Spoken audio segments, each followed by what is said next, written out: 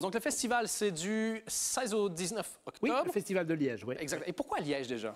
Alors, en fait, on avait, depuis des années avec mon frère, on a un côté un peu hyperactif comme ça, mais on avait envie de créer un gros festival en Belgique, international, avec plein de salles, avec plein de styles, parce qu'on en revient avec ce qu'on dit, nous, le festival de Liège, c'est d'avoir tous les styles. C'est vrai, tout à fait. Mais alors, tous les genres, c'est vraiment le but du festival. Et pourquoi Liège? Pour plusieurs raisons. D'abord, on s'est rendu compte que c'était la seule ville où on pouvait avoir 14 lieux comme ça, au centre-ville, où on peut se déplacer d'un théâtre à un autre à pied.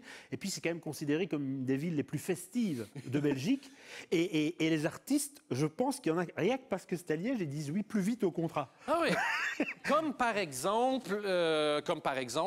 Qui dit ceux qui aiment... Ah oui, oui. Alors, non, mais par exemple, Laurent Gérard nous a fait l'amitié de venir. Je pensais pas que vous alliez nommer. Non, mais Laurent Gérard nous avait fait l'amitié de venir au premier festival de Liège. C'est vrai qu'on a la chance de bien s'entendre dans la vie, mais il est fou furieux de cette ville. Et donc, lui, je sais qu'après le spectacle, on ne sait pas combien de temps il est resté dans le carré, pour ceux qui connaissent la Liège. On ne l'a pas retrouvé tout de suite. Et chaque année, on perd des artistes pendant une nuit ou deux, comme ça.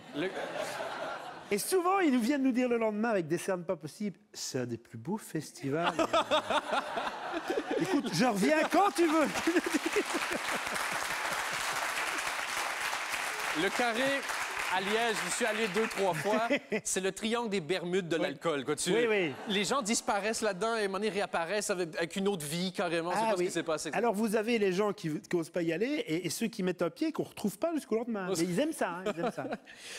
Cette année, donc, vous dites beaucoup de styles différents. Vous avez aussi une énorme tête d'affiche, Gad Elmaleh, qui a accepté de venir. Oui. J'imagine qu'il reste encore beaucoup de place, que vous avez du mal à vendre parce que Gad, bon, il est gentil, mais... C'est ça, on essaye de donner un coup de pouce aux jeunes talents. Et alors, c'était très drôle parce que l'anecdote est vraie. Donc évidemment, malheureusement, il n'y a plus de place. On a vendu tout en 2 jours. Mais Gad, on a débuté plus ou moins en même temps. Pas qu'on se connaît bien, mais on s'estime. Et donc j'avais été le voir dans sa tournée de Chauve à Bruxelles. Et puis... j'étais venu le trouver dans la loge en me disant, je ne vais pas venir avec mes gros sabots, je reviens au festival de Liège. Donc je me suis dit, on va voir, quoi, au feeling. Et en fait, j'avais un coup de bol terrible.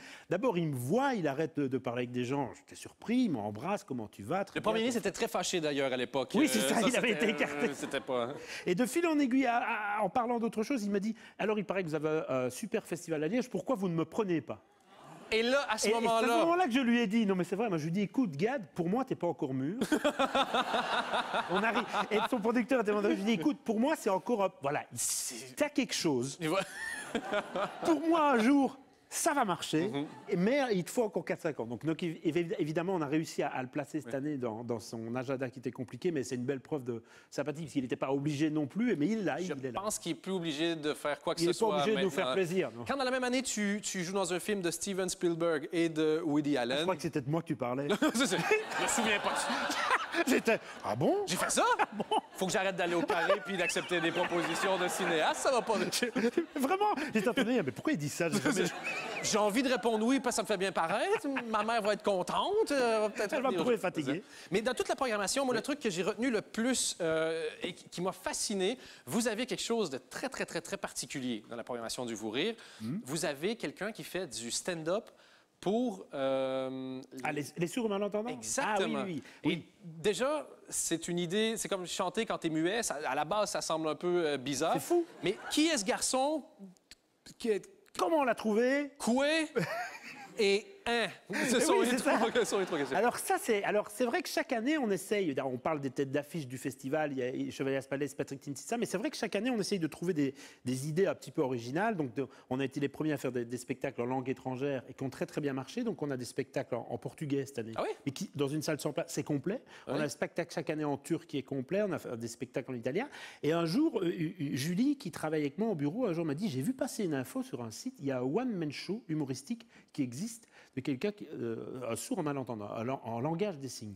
Et donc on a commencé à chercher, c'est quelqu'un qui s'appelle Jeff, il vient de Toulouse, et effectivement il est sourd malentendant, et j'ai été voir son spectacle à Avignon, donc c'est un one-man show pour les sourds et malentendants, mais si vous êtes comme moi... C'était ça ma question, est-ce qu'on peut comprendre le show même si on n'est pas le... Je confirme, même si au départ c'est vraiment fait pour les sourds malentendants, d'ailleurs c'est génial parce qu'ils applaudissent comme ça, c'est vraiment intéressant à voir. Oui. Et donc en fait il y a son metteur en scène qui parle, c'est pour applaudir. Vers le haut? Oui. Ouais, parce que... C'est pour applaudir. Et là, vous ne saviez pas, hein? Et il y a le public qui essaie d'applaudir comme ça Oui, en entendant. Ah Mais ben comme voilà. ils sont pas filmés, ça... Eh ben, c'est comme ça que ça c'est ça, on peut le voir. C'est comme ça que ça se passe dans la salle. Et alors, son metteur en scène, lui, est équipé d'un micro en régie et traduit ce qu'il fait. Donc, vous n'êtes pas largué du tout. Ben écoute, intéressant à voir.